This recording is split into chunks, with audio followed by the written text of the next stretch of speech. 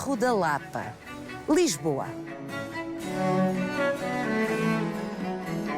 Caminhando pelas ruas íngremes da Lapa, observando as suas casas de tipologias tão variadas, não se compreende porque é que é tão mais valorizado relativamente a outros bairros da milenar Lisboa das Colinas.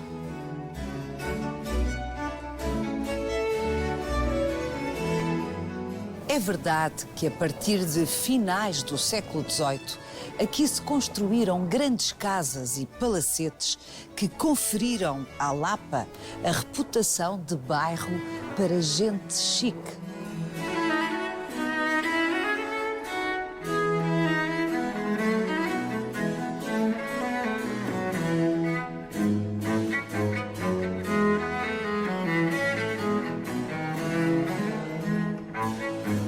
Logo a seguir ao terremoto de 1755, as freiras trinas deste convento decidiram lutear as terras da sua cerca.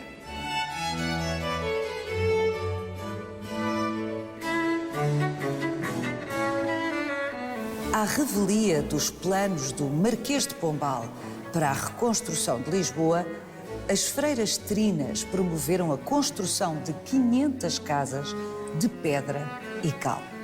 Astutas, as monjas não quiseram nada com os ricos da cidade. Preferiram fazer contratos com alfaiates, carpinteiros, mestres-escola. Evitar gente poderosa para evitar confusões. E foi assim que nasceu o bairro da Lapa. Vai querer saber mais? Venha connosco nesta visita guiada.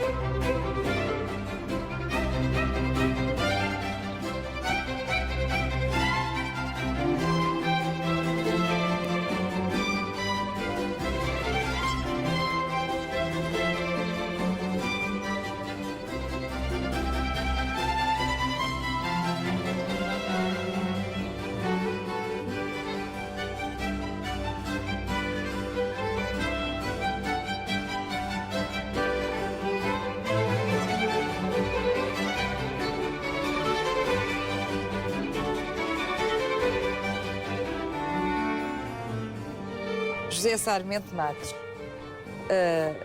aqui a Rua do Sacramento à Lapa é uma espécie de exemplo à sociedade da razão porque a Lapa é conhecida em Lisboa como um dos bairros mais elegantes.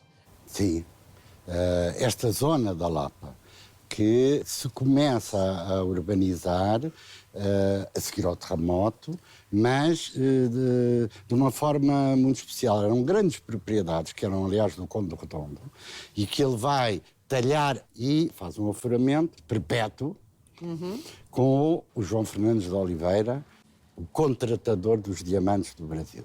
Portanto, ele constrói esta casa e tem no Brasil um filho, homónimo, chamado João Fernandes de Oliveira. Filho, que é uma das figuras mais engraçadas da história brasileira daquele período, porque vivia... Portanto, estamos a falar meados do século XVIII. A meados do século XVIII. Esse filho volta para Lisboa em 70, mas até lá... 1770, até lá vive no Tijuco, na Diamantina, onde faz igrejas, faz casas, palácios, em Minas Gerais, na zona dos diamantes, e tem uma senhora com quem vive, que já deu novelas no Brasil, chamada Chica da Silva, que era originariamente escrava e que depois ele deu-lhe carta de alforria, vivia com ela e tinha não sei quantos filhos da Chica da Silva.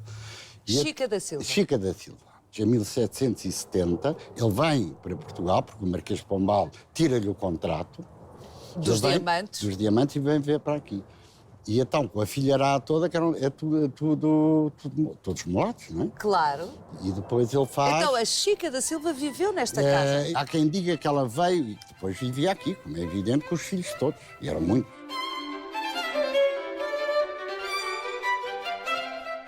Esta foi uma das primeiras casas a ser construída? Foi. É a única de início que está intacta. Porque devia haver aqui muitas outras à volta, mas mais modestas, que depois serviram, durante o século XIX, para uma série de magnatas construírem grandes casas, como o Conde dos Olivais construiu aquela que é hoje em dia a Embaixada dos Estados Unidos, ali o Conde de Agrolongo construiu aquela grande casa e depois a grande fearia, digamos, romântica, exótica, delirante, que é a casa do Visconde de Sacavém, que era um homem muito curioso, um homem que tinha a parte da cerâmica de Sacavém, não é? Algumas das fábricas da cerâmica de Sacavém, e que era grande amigo do Bordal Pinheiro e trabalhava com o Bordal Pinheiro nas cerâmicas, etc., e que resolveu construir a sua casa toda decorada com cerâmicas.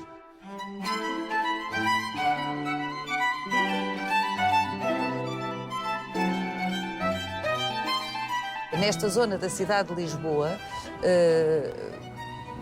20 anos, 30 anos depois do terremoto, estava já concentrada uma significativa parte dos ricos da cidade.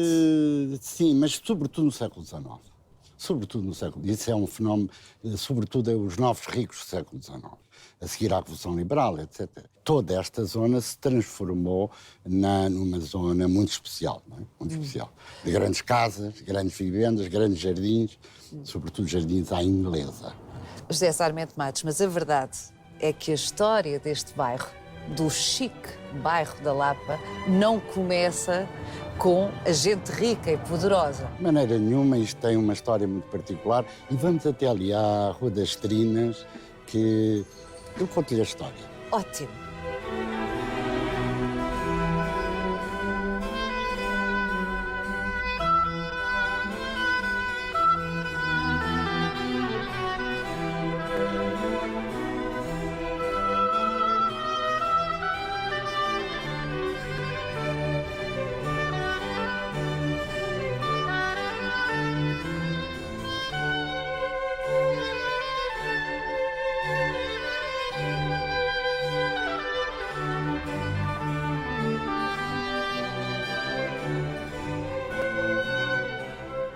José Sarmento Matos. Este espaço hoje é o Instituto Hidrográfico Marinha, mas de facto é o antigo convento de Nossa Senhora da Soledade, onde viviam as freiras trinas. Trina vem de... Santíssima Trindade. Era a ordem da Santíssima Trindade, que tinha uma vertente masculina, que era o convento da Trindade, em Lisboa, os grandes conventos de Lisboa, e posteriormente, isso vem desde o século XIII, mas posteriormente eles criaram uma vertente feminina. E tinham dois conventos em Lisboa, o convento do Rato, Nossa Senhora dos Remédios, que ainda lá está, no Rato, e este mais pequenino, fundado já no século XVII, e fundado com o apoio de uma figura muito importante, que é o Duque de Cadaval, que deu às Trinas uma grande propriedade, que já vamos ver a dimensão exata vamos entrar dessa propriedade, mas era um convento relativamente modesto, não é? Sem grandes possibilidades de fazer grande obra, como aliás vamos ver pela dimensão da cozinha original onde vamos entrar.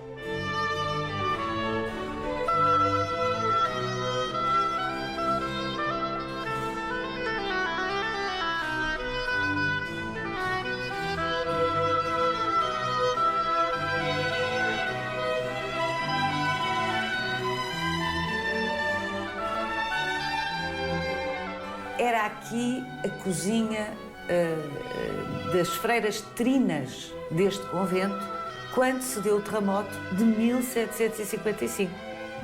Era, sim senhora, e como se percebe pela dimensão, Era uma cozinha modesta, porque era um convento modesto. O convento é fundado no século XVII e recebe uma fortíssima doação da parte do Duque de Val, que lhe dá às freiras 2 propriedades para elas terem uma cerca suficiente para abastecer o convento e a sua cozinha. Não? A cerca é uma quinta. Normalmente chama-se cerca porque, como era de um convento, era morada toda à volta. Exatamente. Uma zona agrícola muito rica, não é? De olivais, produzia muito trigo, desde tempos imemoriais, não é? Aliás, toda a zona à volta de Lisboa. Eu lembro do professor Ário de Azevedo que dizia que a maior barbaridade é terem construído Lisboa naquele sítio que era a melhor zona agrícola do país. Então significa que, não obstante o convento ser modesto em escala, o facto é que tinha uma boa propriedade agrícola que lhes permitia não só abastecerem-se dos produtos de alimentação, como, inclusivamente, muito provavelmente, vender. Portanto, assim se vivia aqui, neste convento das Trinas, sim. em 1755, quando foi o terremoto de Lisboa. Sim.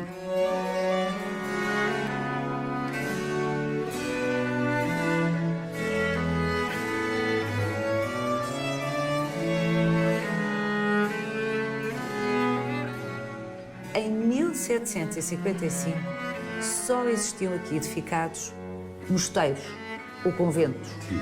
O que é importante é perceber que o início de povoamento de toda esta zona está ligado intimamente aos conventos. Aos conventos, quer de São Bento, quer de Oquelhas, quer das Francesinhas, quer das Trinas. Onde estamos? Onde estamos.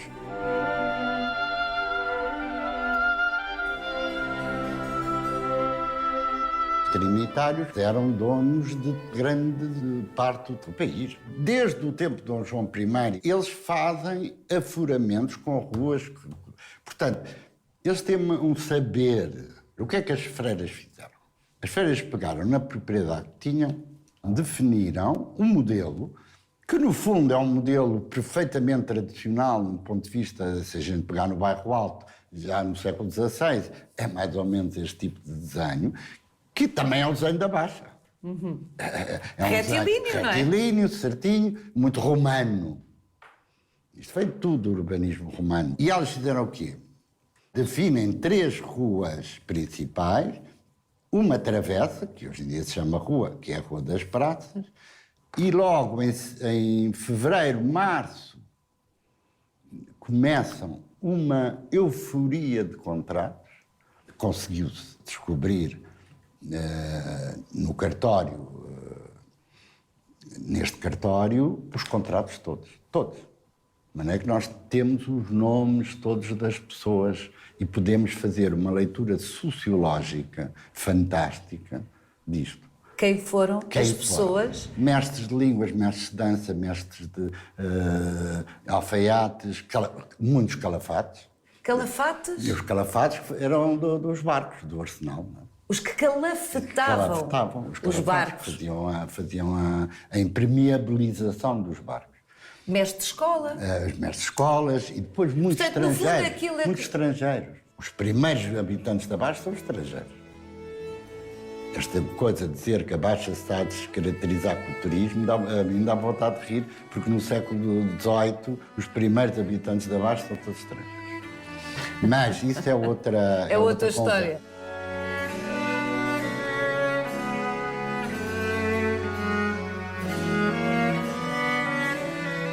Lisboa ficou devastada. Ficou devastada e as pessoas sem casa. E a corrida a arranjar uma casa, o que é que o Marquês há um decreto em que ele determina a possibilidade de loteamentos aqui para construir barracas. Porque ele, ao poder, achava, com os seus engenheiros e com toda, que tinha que se esperar a seguir para fazer o desenho correto da cidade toda. Portanto, a ideia era estender aquele rigor Sim, iluminista da Baixa, Baixa, exatamente, a toda a cidade. A fazer, e fez, existe um plano feito pelo Mardel e pelo Jânio Santos de urbanização que alterava completamente o rato e toda aquela zona, que nunca chegou, nunca passou de desenho. Aconteceu que as freiras, 2 meses depois Do terremoto, dentro dessa permissão de lotear para barracas, elas loteiam, mas para construção em pedra e cal. E quando o Marquês de Pombal percebe que já estão construídas não sei quantas casas, apanha uma fúria. E há um decreto em que ele proíbe. Mas, ao mesmo tempo, proíbe a Câmara de fazer vistorias. O período logo subsequente ao terremoto, tudo fora tudo em polvorosa, não é? E polvorosa também política, não é? O Marquês de Pombal, em 56, ainda não é o Marquês de Pombal, ainda é só o Sebastião José de Carvalho e Mel. Ainda não tem o poder todo que vem a ter. Portanto, é um período muito confuso.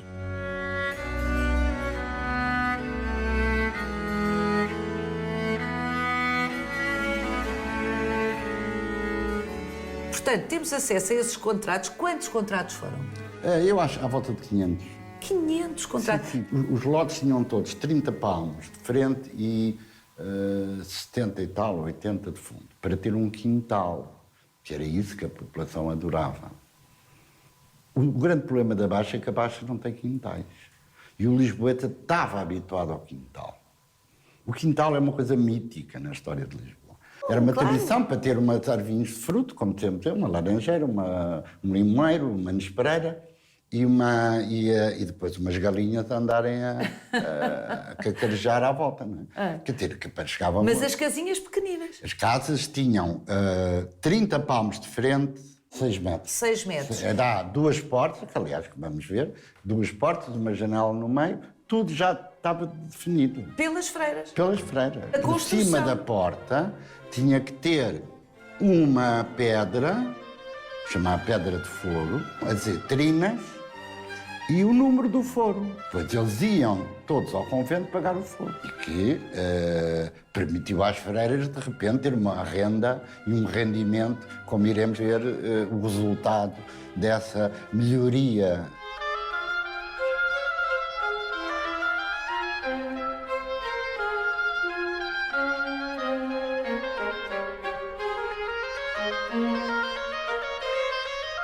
José Sarmento Matos diz-nos que as freiras trinas aqui deste convento não ficaram ricas com os loteamentos que fizeram da sua cerca, da sua quinta, mas de facto... É evidente, passaram a ter uma renda completamente diferente, porque todas as pessoas tinham que pagar os foros todos os anos. E eram centenas de foros. Fizeram um acrescento ao seu convento, em construíram um novo refeitório, que fica ali daquele lado, e construíram este espaço magnífico desta cozinha.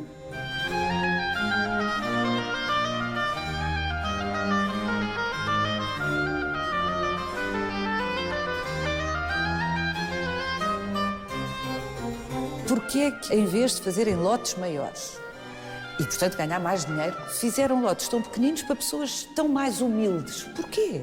Porque não queriam chatices.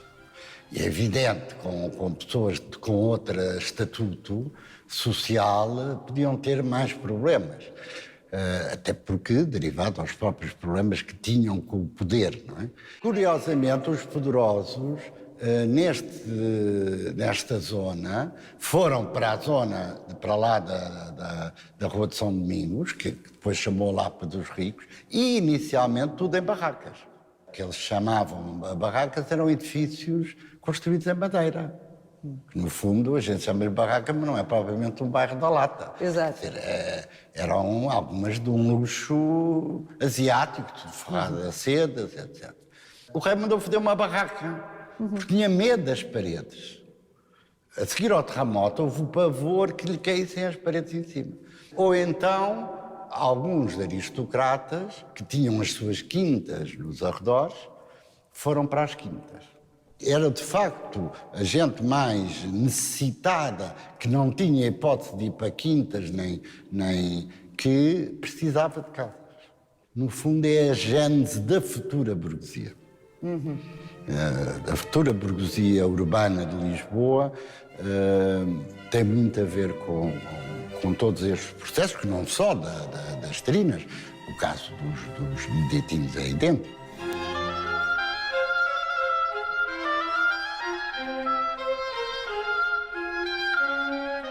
José Sarmento Matos já se aludiu aqui diversas vezes à tensão que existia entre a Ordem da Santíssima Trindade e a Coroa.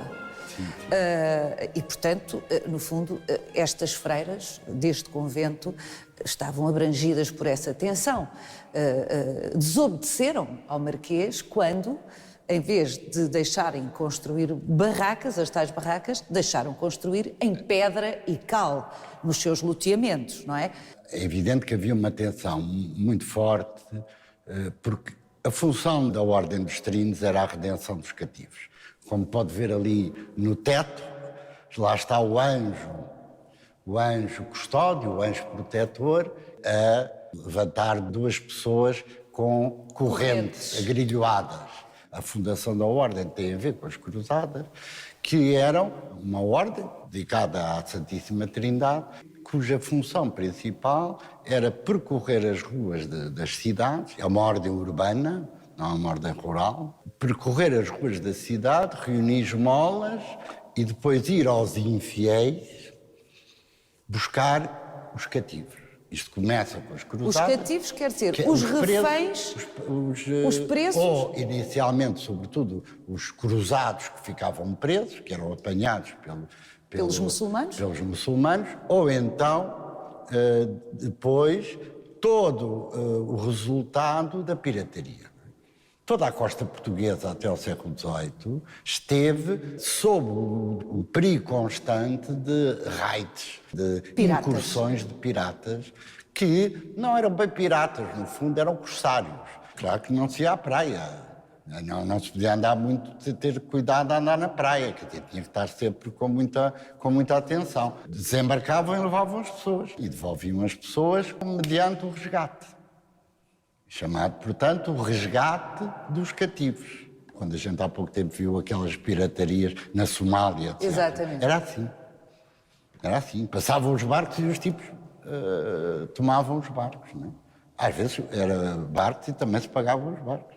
E esta ordem, a Ordem da Santíssima Trindade? A função delas era a redenção dos cativos. Ora, o que acontece é que o Marquês de Pombal, Sebastião José de Carvalho e Melo, poucos anos depois de subir ao poder, tirou o monopólio da redenção dos cativos dos trinos e deu, para grande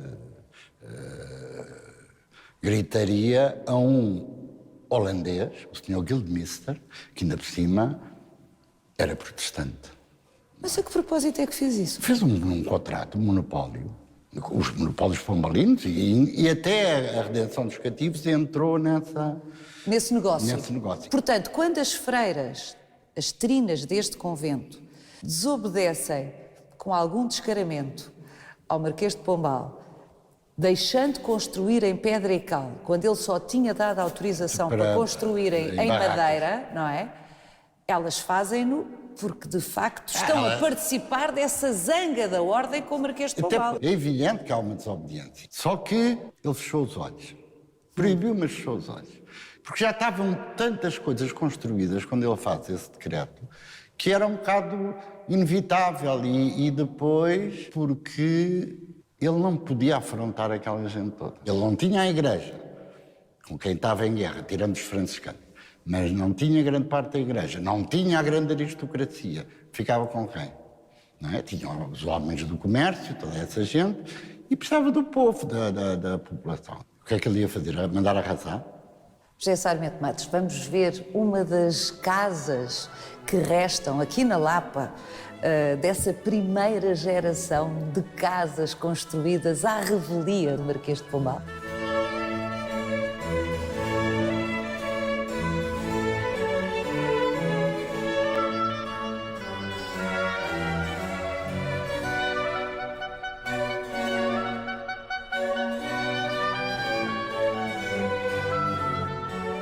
que ver, são 6 metros 30 palmos. Está 1, 2, 3, 4, 5, 6. São 6 metros. É que dito parece menos, mas isto nós é de facto Não, são 6 é uma metros. escala a que nós estamos bem habituados, sim, não é? E é perfeitamente simpático e depois temos que pensar que tem os tais quintais Depois que tem o José todas Sar... para trás os quintais. Exatamente. Que depois fecham. Umas já estão adulteradas, mas há muitas que ainda têm.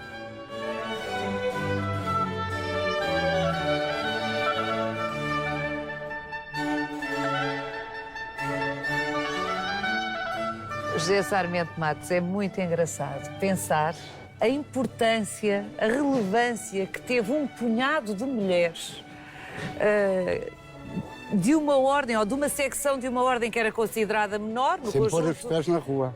Sem pôr os pés na rua, é verdade que elas não podiam praticamente sair do convento no desenho da cidade de Lisboa. A importância que elas tiveram nisto tudo, Sim, não é? Na urbanização de Lisboa. Neste caso das freiras trinas, houve mais casos, mas é muito curioso que, por exemplo, eu quando publiquei o meu livro da Lapa, uma das pessoas que morava aqui e era muito interessada, a professora Isabel Maria Magalhães Colasso, disse: uma das coisas mais interessantes que eu achei no seu livro é que cheguei à conclusão que, ao contrário do que normalmente se pensa, as mulheres, antes da Revolução Liberal, tinham mais poder do que passaram a ter depois. E eu achei muito interessante a leitura que ela fazia e tive que concordar com ela, sobretudo poder no sentido material do termo. É evidente que se mudou muita coisa no sentido da vida das mulheres. Agora, poder efetivo, uma congregação de mulheres, que deixou de haver, não é?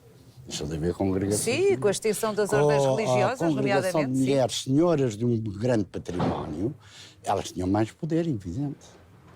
Tinham muito mais poder. E isso é muito engraçado e é o oposto da nossa leitura da Revolução Liberal.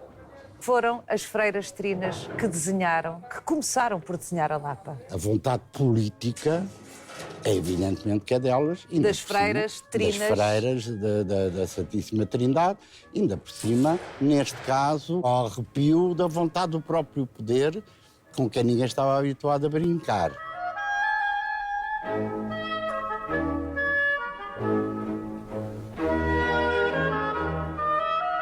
Siga-nos no nosso sítio e na nossa página de Facebook, onde encontra este e os outros episódios do Visita Guiada.